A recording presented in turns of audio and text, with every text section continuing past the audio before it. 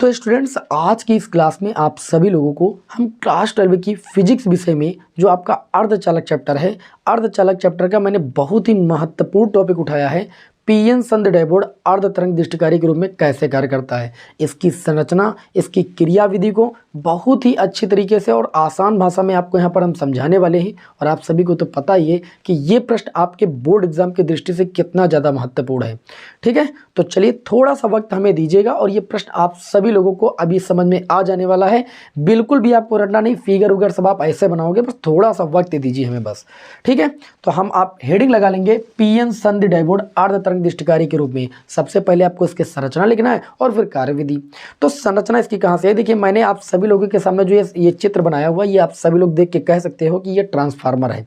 आप सभी लोगों ने ट्रांसफार्मर तो पढ़ा ही है फर्स्ट पेपर में, अगर नहीं पढ़ा है तो हमने ट्रांसफार्मर वीडियो का लिंक आपको इस वीडियो के कमेंट बॉक्स और डिस्क्रिप्शन बॉक्स में दे रखा है, आप उसे जरूर देख लीजिए। क्योंकि अगर आप ट्रांसफार्मर समझ गए ना तो ये टॉपिक समझने में आपको कोई दिक्कत ही ज़्यादा नहीं होगी। ठीक है, ट्रांसफार्मर क्या करता है, वोल्टता को परिवर्तित करने का ही तो कार्य करता है। अर्थात ट्रांसफार्मर दो प्रकार के होते हैं, आप लोगों ने पढ़ा था, एक उच्चाई ट्रांसफार्मर और एक अपचयी ट्रांसफार्मर। उच्चाई ट्रांसफार्मर क्या कार्य करता है, उच्चाई ट्रांसफार्मर निम्न प्रत्यावर्ती वोल्टेज को उच्च प्रत्यावर्ती वोल्टेज में कन्वर्ट करने का कार्य करता है। कहने का मतलब ये कि ट्रांसफार्मर एसी से एसी में ही करंट को रखता है, वोल्टता को रखता है, केवल वोल्टता को परिवर्तित करता है। ऐसा नहीं है कि इधर से हमने प्रत्यावर्ती वोल्टता दिया, वहां दिष्ट वोल्टता मिल गई। ऐसा कार्य तो ये करता है, पीएन संध डायपोल करता है। ठीक, कैसे करता है, क्योंकि आप यहाँ पर अभी देखिए निर्गत दिष्ट वोल्टेज प्राप्त करते हो, तो कैसे प्राप्त करोगे अभी सब मैं बता रहा हूँ। ठीक है, सबसे पहले आप ये बात करिए यहाँ पर कि जो ट्रांसफार्मर होते हैं वो दो प्रकार के होते हैं, उच्चाई और अपचयी। उच्चाई ट्रांसफार्मर क्या करता है, उच्चाई ट्रांसफार्मर जो होता है निम्न प्रत्यावर्ती वोल्टेज को उच्च प्रत्यावर्ती वोल्टेज में कन्वर्ट करता है, और जो अपचयी ट्रांसफार्मर होता है वो उच्च प्रत्यावर्ती वोल्टेज को निम्न प्रत्यावर्ती वोल्टेज में परिवर्तित करने का कार्य करता है। तो यहाँ पर मैंने जो आपके सभी के समक्ष ट्रांसफार्मर लिया है वो आपका उच्चाई ट्रांसफार्मर है। आप इसे अपचयी भी ले सकते हो अपनी आवश्यकता अनुसार। अगर आपको हाई वोल्टेज प्राप्त करना है तो उच्चाई लीजिए, क्योंकि उच्चाई का काम है होता है हाई वोल्टेज, निम्न वोल्टेज को हाई वोल्टेज में कन्वर्ट करना। और अगर आपको निम्न वोल्टेज प्राप्त करना है तो आप अपचयी ट्रांसफार्मर ले सकते हैं यहाँ पर। तो मैंने यहाँ पर एक उच्चाई ट्रांसफार्मर लिया है, चाहे उच्चाई ट्रांसफार्मर लें चाहे अपचयी ट्रांसफार्मर लें, उसमें दो कुंडलियाँ तो होंगी ही, एक प्राथमिक कुंडली और एक द्वितीयक कुंडली।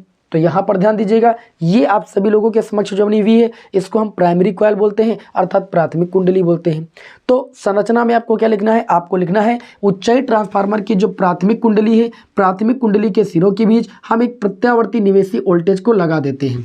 यहाँ पर हमने क्या लगाया हुआ है, प्रत्यावर्ती निवेशी वोल्टेज, अर्थात यहाँ से हम इनपुट देंगे। समझ पा रहे हो ना, निवेशी को इनपुट बोलते हैं इंग्लिश में, इनपुट समझ में ज़्यादा आ रहा होगा। फिर इसके सामने रखिए जो हमारी द्वितीयक कुंडली है, द्वितीयक कुंडली जो है, द्वितीयक कुंडली के ए सिरे को हम क्या करते हैं, पीएन संध डायपोल के पी सिरे से कनेक्ट कर देते हैं, और पीएन संध डायपोल के एन सिरे को हम क्या करते हैं, एक लोड प्रतिरोध आरएल के सी सिरे से कनेक्ट कर देते हैं, और लोड प्रतिरोध आरएल का जो डी सिरा होता है इसको द्वितीयक कुंडली के बी सिरे से कनेक्ट कर देते हैं। और लोड प्रतिरोध आरएल के सिरों के बीच हमें निर्गत दिष्ट वोल्टेज प्राप्त होता है। निर्गत दिष्ट वोल्टेज क्यों प्राप्त होता है, क्योंकि यहाँ पर पीएन संध डायपोल लगा हुआ है। पीएन संध डायपोल क्या करता है, एसी को डीसी में कन्वर्ट करने का कार्य ये पीएन संध डायपोल ही कर रहा है। यहाँ पर जो वोल्टेज हमें मिलेगा वो निर्गत दिष्ट वोल्टेज मिलेगा। ठीक है, क्योंकि ट्रांसफार्मर कभी भी एसी वोल्टेज को डीसी वोल्टेज में कन्वर्ट करने का कार्य नहीं करता है। ठीक है, हमेशा जो है याद रखना कि ट्रांसफार्मर जो होता है वो केवल वोल्टेज को परिवर्तित करने का कार्य करता है, एसी को डीसी में कन्वर्ट नहीं करता। ये गलती नहीं कीजिएगा।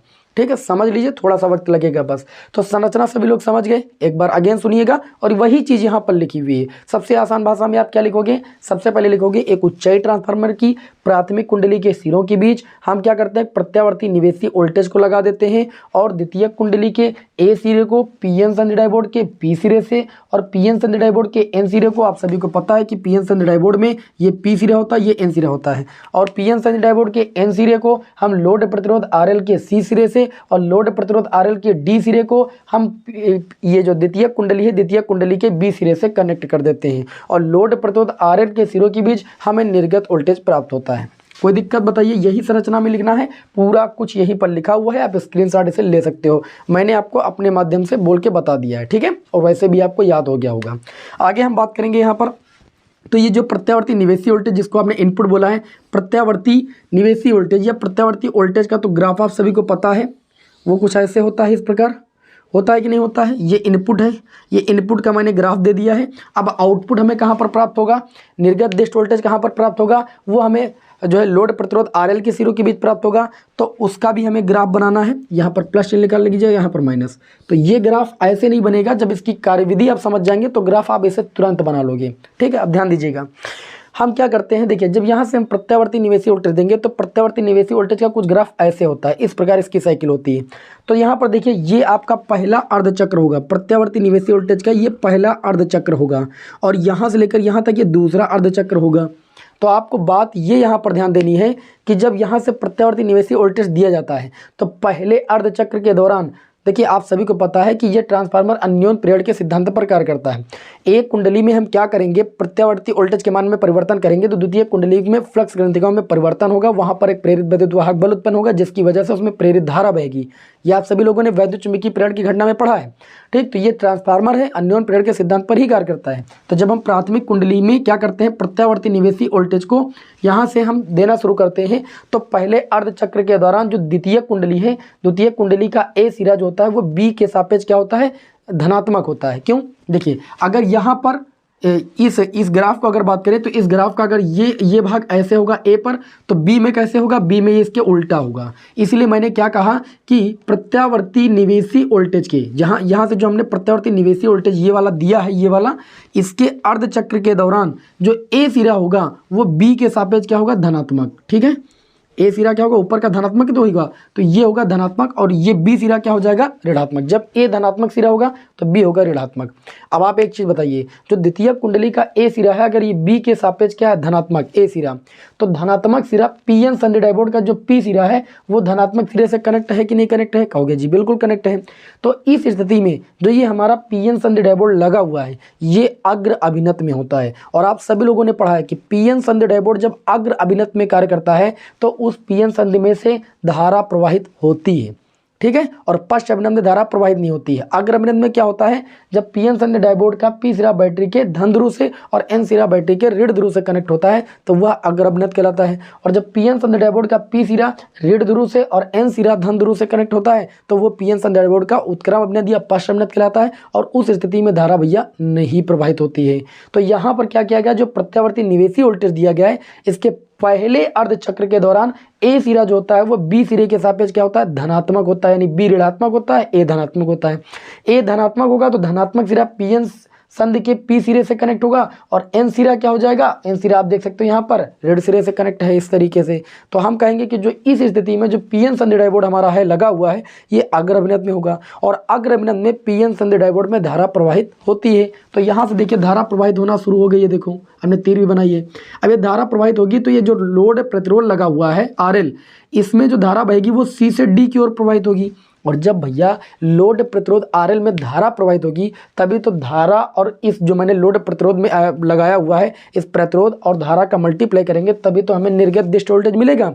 समझ पा रहे हो कि नहीं समझ पा रहे हो। तो आप कहोगे कि पहली स्थिति में जब प्रत्यावर्ती निवेशी वोल्टेज के पहले अर्धचक्र के दौरान द्वितीय कुंडली का ए सिरा बी के सापेक्ष धनात्मक होता है तो पीएन संधि डायोड जो होता है वो अग्र अभिनत में होता है, और इस प्रकार लोड प्रतिरोध RL के सिरों के बीच सी से डी की ओर धारा प्रवाहित होती है, अतः निर्गत वोल्टेज प्राप्त होता है। जब निर्गत वोल्टेज प्राप्त होगा तो ग्राफ इस तरीके से हमारा उठेगा। बताइए कोई दिक्कत। अब दूसरे अर्धचक्र के दौरान नीचे वाला अर्धचक्र लेंगे, तो जब नीचे वाला अर्धचक्र लेंगे भैया तो ये वाला जो होगा हमारा बी सिरा, ये जो ऋणात्मक था ये आपका हो जाएगा धनात्मक, और ए सिरा जो हो जाएगा वो ऋणात्मक हो जाएगा। तो आप क्या कहोगे, देखिए यहाँ पर दूसरी लाइन भी हमने लिखा है, निवेशी प्रत्यावर्ती वोल्टेज के दूसरे अर्धचक्र में, दूसरे अर्धचक्र के दौरान क्या होगा, दूसरे अर्धचक्र के दौरान जो ए सिरा होगा वो बी सिरे के सापेक्ष क्या होगा, ऋणात्मक होगा, और जब ए सिरा ऋणात्मक होगा तो ऋणात्मक सिरा पीएन संधि डायोड के पी सिरे से जुड़ा हुआ है, और मैंने कहा कि जब पीएन संधि डायोड का पी सिरा ऋणात्मक सिरा से जुड़ा होगा तो पीएन संधि डायोड जो होगा वो उत्क्रम अभिनत में होगा, यानी पश्च अभिनत में होगा, और पश्च अभिनत में धारा प्रवाहित नहीं होती है। तो आप कहोगे द्वितीय कुंडली के अगले जो है दूसरे अर्ध चक्र के दौरान या दूसरे आधे चक्र के दौरान ए सिरा होगा वो बी के सापेक्ष ऋणात्मक होगा, और इस स्थिति में जो पी एन संधि डायपोल होगा वो पश्च अभिनत या उत्क्रम अभिनत में होगा। और जब पी एन संधि डायपोल उत्क्रम अभिनत में होता है तो पी एन संधि से धारा नहीं प्रवाहित होती है, और जब धारा नहीं प्रवाहित होगी तो आप बताओ क्या यहाँ पर निर्गत दिष्ट वोल्टेज आपको मिलेगा? तो आप कहोगे निर्गत दिष्ट वोल्टेज नहीं मिलेगा। तो जो ग्राफ बनाओगे वो ग्राफ में एक आप ऐसे सीधी रेखा खींच दोगे, क्योंकि वोल्टेज प्राप्ति नहीं हो रहा है तो ग्राफ उठेगा ही नहीं। फिर अर्धचक्र के दौरान निकालोगे तो अभी आपने इस अर्धचक्र के दौरान निकाला था तो निर्गत वोल्टेज मिला था, तो जब इस अर्धचक्र के दौरान निकालोगे तो फिर ए सिरा हमारा क्या हो जाएगा? धनात्मक, और बी सिरा क्या हो जाएगा? हमारा ऋणात्मक। और पी एन संधि डायपोल अग्र अपनत की भांति कार्य करने लगेगा और धारा प्रवाहित होने लगी होगी और निर्गत दिष्ट वोल्टेज आपको मिलेगा, तो इसका ग्राफ फिर ऐसे बनेगा। फिर अगले अर्धचक्र के दौरान फिर ये आपकी लाइन ऐसे रह जाएगी, फिर अगले अर्धचक्र के दौरान फिर ग्राफ उठेगा, फिर आपका नहीं उठेगा, फिर ग्राफ उठेगा। इस तरीके से आपने ये देखा कि जो प्रत्यावर्ती वोल्टेज है ये तो इसकी साइकिल तो लगातार चल रही, लेकिन जो हमें आउटपुट मिल रहा है ये आउटपुट का ग्राफ है, ठीक है।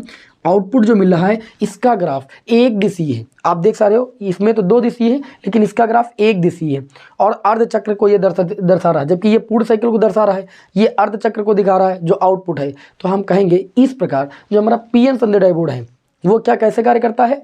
अग्र दिशा ये अर्ध तरंग दिष्टकारी के रूप में कार्य करता है। यहाँ पर आप देख सकते हो ये अर्ध तरंग बनी हुई है, ठीक है। तो पी एन संधि डायपोल किसके रूप में कार्य कर रहा है? अर्ध तरंग दिष्टकारी के रूप में कार्य कर रहा है। और हमें उम्मीद है कि इसमें आपको कोई दिक्कत नहीं होनी चाहिए, जो लैंग्वेज मैंने बोली वही लैंग्वेज यहाँ पर लिखी हुई है, आप इसका स्क्रीनशॉट भैया ले सकते हो, बस इससे ज़्यादा कुछ नहीं लिखना है। और हमें उम्मीद है कि अब आपको इस टॉपिक में भैया कोई दिक्कत नहीं होगी, और अगर आपको कोई दिक्कत है तो कमेंट करके हमें ज़रूर बताएं। आपको हम नेक्स्ट क्लास में मिलते हैं। जय हिंद, वंदे मातरम।